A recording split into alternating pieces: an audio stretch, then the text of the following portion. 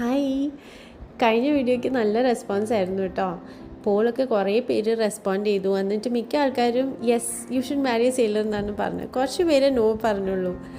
അപ്പം നമുക്കിന്ന് അത് ഡിസ്കസ് ചെയ്താലോ? അപ്പം എൻ്റെ അഭിപ്രായത്തിൽ നമ്മളൊരു സെയിലറിനെ കല്യാണം കഴിക്കണമെങ്കിൽ നമ്മൾ ഇമോഷണലി ഭയങ്കര സ്ട്രോങ് ആയിരിക്കണം. അതെന്താണെന്നല്ലേ, ഇപ്പോൾ ഒരു മാരേജ് എന്ന് വെച്ചാൽ നമ്മൾ വിചാരിക്കുന്നത് നമ്മൾ പേരൻസ് കഴിഞ്ഞാൽ നമുക്ക് ഏറ്റവും കൂടുതൽ ഡിപ്പെൻഡ് ചെയ്യാൻ ഒരാളെ കിട്ടിയെന്നല്ലേ. നമ്മുടെ സന്തോഷങ്ങളും വിഷമങ്ങളും ദേഷ്യങ്ങളും ഒക്കെ ഷെയർ ചെയ്യാൻ പറ്റുന്ന ഒരാൾ. അപ്പം ഈ സെയിലറിനെ കല്യാണം കഴിച്ചാൽ നമുക്ക് ചിലപ്പോൾ എല്ലാ സമയത്തും അങ്ങനെ പറ്റിയില്ല എന്ന് വരും കേട്ടോ. ഇപ്പോൾ ഈ വീഡിയോയിൽ തന്നെ കാണുന്ന ശരിക്കും വിഷു കണിയൊക്കെ കാണുന്നതാണേ. ഈ പ്രാവശ്യത്തെ വിഷുവാണ്. കഴിഞ്ഞ പ്രാവശ്യത്തെ വിഷുവും ഏകദേശം ഇതുപോലൊക്കെ തന്നെയായിരുന്നു. ഈ പ്രാവശ്യത്തെ വിഷു ഞങ്ങളുടെ പുതിയ വീട്ടിലെ ആദ്യത്തെ വിഷുവാണേ.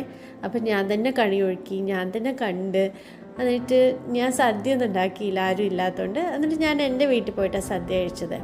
അപ്പം നമുക്ക് ഉള്ളിലെ ചെറിയ സന്തോഷങ്ങളുണ്ടെങ്കിലും കൂടുതൽ വിഷമങ്ങൾ തന്നെയാണ്. കാരണം ബാക്കി എല്ലാവരും ആസ് എ ഫാമിലി കൂടുമ്പോൾ നമ്മുടെ ഹസ്ബൻഡ് സെയിൽ ചെയ്തുകൊണ്ടിരിക്കുക, അവർക്ക് കണിയൊന്നും കാണാൻ പറ്റൂല. അപ്പോൾ അങ്ങനത്തെ കാര്യങ്ങളൊക്കെ ആലോചിക്കുമ്പോൾ നമുക്ക് ഉള്ളിലൊരു വിഷമം ഉണ്ടാവും. അപ്പോൾ സന്തോഷമുള്ളൊരു ദിവസമാണെങ്കിലും നമ്മുടെ സന്തോഷത്തിന് വേറൊരു ആംഗിളാണ്.